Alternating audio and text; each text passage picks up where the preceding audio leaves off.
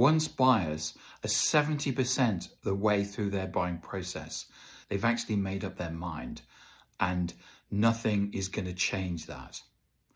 That's the result of some recent studies by Sixth Sense, who back up the old CEB Gartner figure that businesses are now 40–50% of the way through the buying process before they actually contact the salesperson.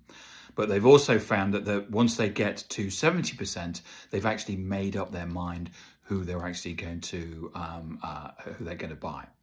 That does mean that there's only a 20% of the buying process where you've got a window as a seller to contact and influence the buyer, which is even more of a reason why you need to be influencing your buyers further down earlier during the sales process. And how do you do that? Well, first and foremost, you need to have a buyer-centric profile. In the book, The Jolt Effect, which uses 2 million data points, they say that salespeople now must have a buyer-centric profile.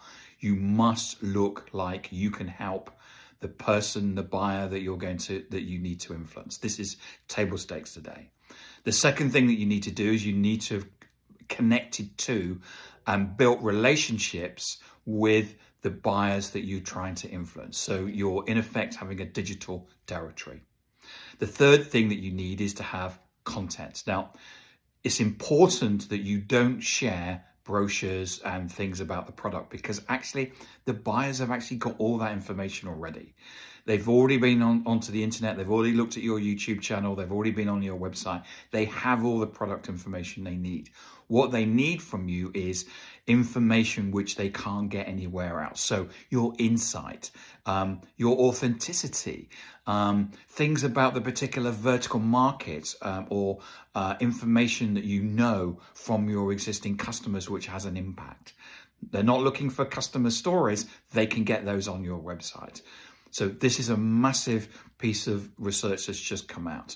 So now buyers are, when they're 70% of the way through the buying process, they've made up their mind and they know what they want.